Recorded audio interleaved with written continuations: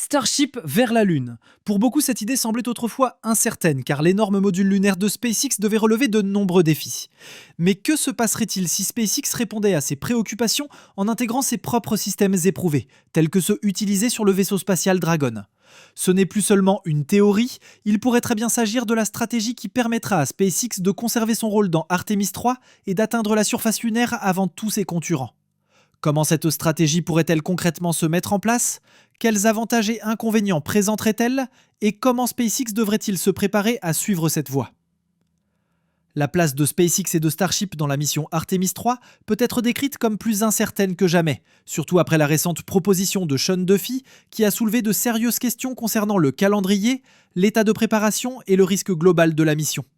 Cette proposition exerce une pression évidente sur SpaceX et ses concurrents.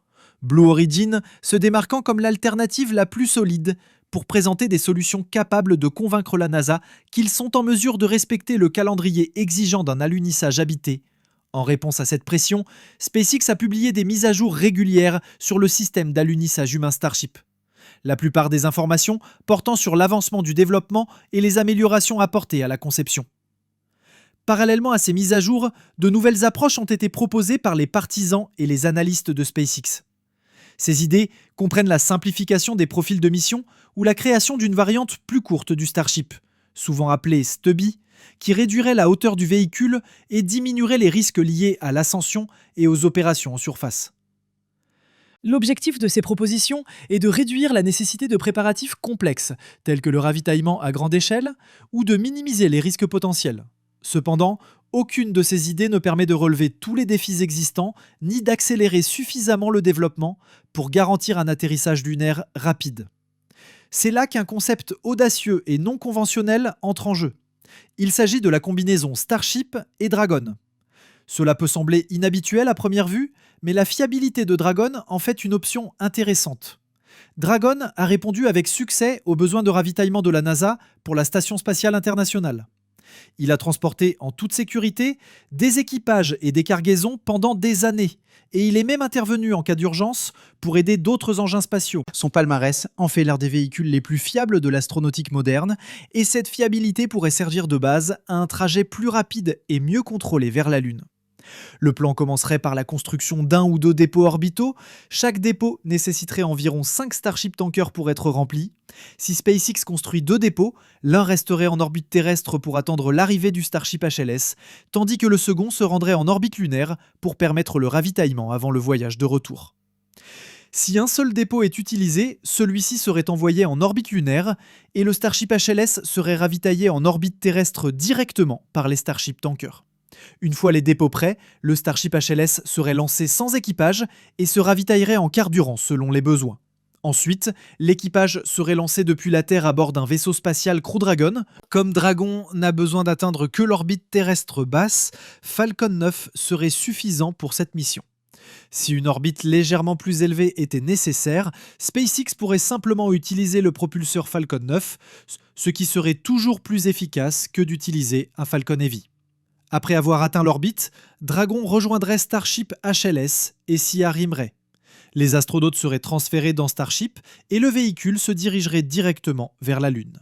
Cette nouvelle architecture est très différente du plan Artemis actuel. Starship HLS ne dépendrait plus de l'arrimage en orbite lunaire avec Orion. Au lieu de cela, Starship agirait comme un vaisseau spatial complet qui transporterait l'équipage de l'orbite terrestre à la surface lunaire et vice-versa. À la fin de la mission à la surface, Starship HLS déconnerait de la Lune et retournerait en orbite lunaire, où il se réapprovisionnerait en carburant à l'aide de la station de ravitaillement qui y est stationnée. Il retournerait ensuite en orbite terrestre, où les astronautes seraient transférés vers Dragon pour la rentrée atmosphérique et l'amérissage. Ce système combiné pourrait permettre à SpaceX de simplifier ses opérations, de dépendre davantage de son propre matériel et de dépasser potentiellement la Chine et Blue Origin. Il s'agit d'une stratégie fondée sur la simplicité, le contrôle et la rapidité. Pensez-vous que ce soit une bonne option? Répondez par oui ou par non dans la section commentaires et nous arrivons maintenant au dernier tournant. Avant de pouvoir y mettre un avis, il faut examiner attentivement l'architecture elle-même. Le premier avantage, et le plus évident, apparaît dès que le plan est présenté. Ce concept repose entièrement sur les véhicules SpaceX, éliminant ainsi la nécessité d'une intégration avec des systèmes externes tels que le vaisseau spatial Orion de la NASA. Le fait de tout garder au sein de l'écosystème SpaceX rationalise la mission. Moins d'interfaces à coordonner, moins de calendriers à harmoniser et moins de retards externes susceptibles d'entraîner des contretemps majeurs. Cela renforce également les critiques de longue date, selon lesquelles des systèmes tels que SLS et Orion sont lents, coûteux et en proie à des questions persistantes quant à leur viabilité et leur performance à long terme. Pour SpaceX, le fait de gérer en interne tous les aspects importants de la mission offre un niveau de contrôle significatif. L'entreprise peut fixer son propre calendrier, ajuster ses propres plans de test et expérimenter librement la manière dont Dragon et Starship HLS fonctionnent ensemble sans avoir à attendre d'autres parties. Une architecture entièrement interne jette également les bases d'une indépendance à long terme.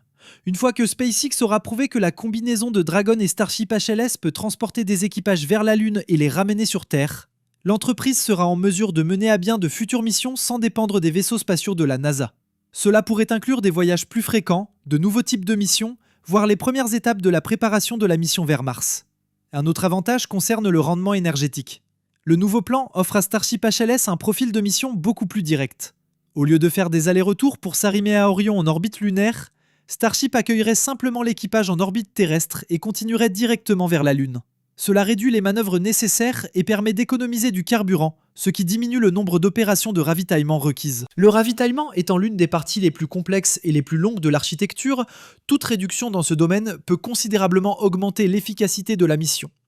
Le plan améliore également la sécurité de l'équipage pendant l'une des phases les plus délicates de la mission. Le transfert de l'équipage se ferait en orbite terrestre plutôt qu'en orbite lunaire. L'orbite terrestre est suffisamment proche pour permettre une communication efficace, une surveillance rapide et des options d'intervention d'urgence. En cas de problème imprévu, l'équipage serait toujours à portée de l'environnement terrestre et des moyens de sauvetage. Cela contraste avec l'orbite lunaire, où la communication est toujours possible, mais où une intervention immédiate n'est pas envisageable. De plus, le nouveau système permet à Dragon et Starship HLS d'atteindre leur plein potentiel.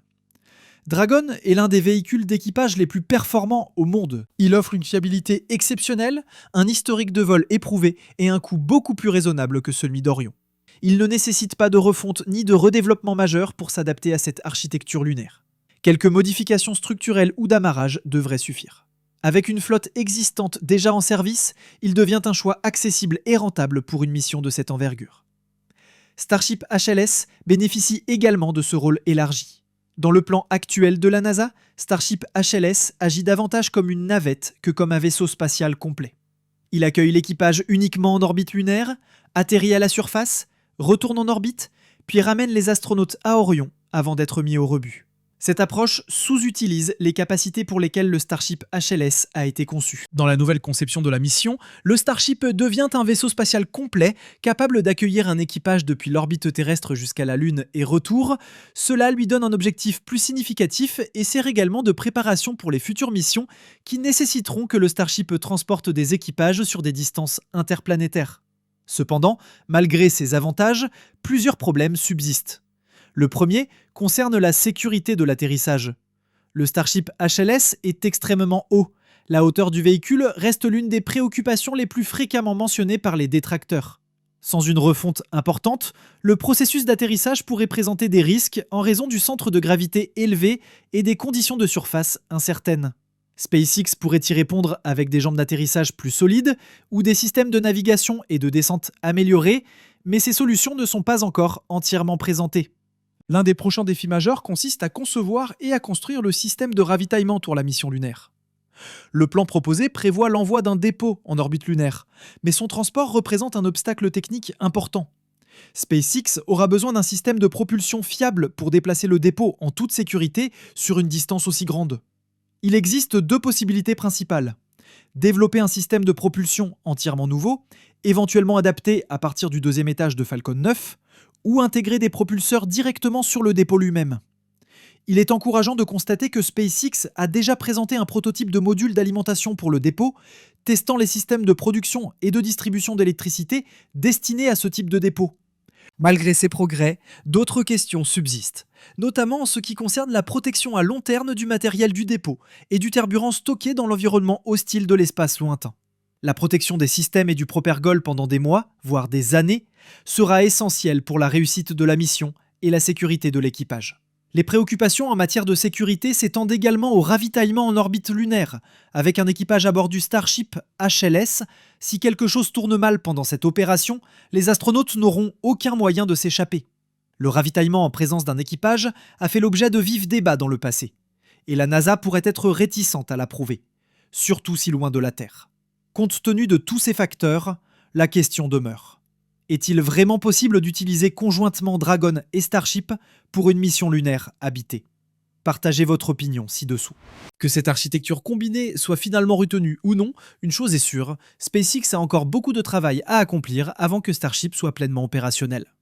Alors que Dragon a déjà prouvé sa fiabilité au fil des années grâce à des missions habitées et non habitées couronnées de succès, Starship est encore en cours de développement et doit faire l'objet d'améliorations majeures avant de pouvoir assumer un rôle aussi ambitieux que celui d'un atterrisseur lunaire. L'une des premières étapes importantes consistera à prouver les capacités du Starship Zin 3.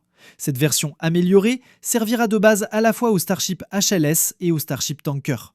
Ce n'est qu'après avoir vérifié les performances, la stabilité et la fiabilité du V3 que SpaceX pourra se lancer en toute confiance dans la construction des variantes spécialisées nécessaires aux futures missions lunaires. Au-delà de cela, Starship doit atteindre plusieurs objectifs fondamentaux. Il s'agit notamment d'atteindre une orbite stable, de déployer des charges utiles en direct avec précision et d'effectuer des atterrissages contrôlés en 2 étapes. Chacune de ces réalisations soutient directement les étapes qui auront lieu lors d'une mission lunaire habitée, de sorte qu'aucune d'entre elles ne peut être retardée. Dans le même temps, SpaceX aura besoin d'un plus grand nombre de prototypes prêts à voler. Le rythme des essais doit s'accélérer, la chaîne de production doit gagner en efficacité et l'infrastructure de lancement doit être développée. Starbase et Cape Canaveral doivent tous deux faire l'objet de mises à niveau complètes et démontrer des performances constantes afin que SpaceX puisse mener des essais rapides et itératifs. Une autre étape cruciale est la présentation publique de la conception actualisée du Starship HLS. Cela est essentiel non seulement pour maintenir la confiance de la NASA et des partenaires commerciaux, mais aussi pour répondre aux questions de longue date concernant l'hébergement de l'équipage, les systèmes d'atterrissage et les améliorations globales en matière de sécurité. La publication de ces informations au début ou au milieu de l'année prochaine permettrait de clarifier la feuille de route de SpaceX et de démontrer que les progrès se poursuivent à un rythme soutenu. À l'approche de la mission lunaire, la dernière ligne droite est désormais clairement tracée. Le développement va s'accélérer et la concurrence va s'intensifier. Le projet de SpaceX d'intégrer Dragon dans son architecture lunaire apparaît comme une initiative susceptible de changer la donne qui pourrait propulser l'entreprise devant ses rivaux dans une course définie non seulement par la concurrence mondiale, mais aussi par les rivalités au sein d'un même effort national. Cependant, ce concept soulève encore de nombreuses questions sans réponse. Sans solution claire aux défis techniques et de sécurité, les avantages potentiels du projet pourraient facilement être perdus. Les mois à venir révéleront si SpaceX choisit de poursuivre dans cette voie, si la NASA est disposée à le soutenir et comment l'entreprise compte se préparer si la proposition aboutit.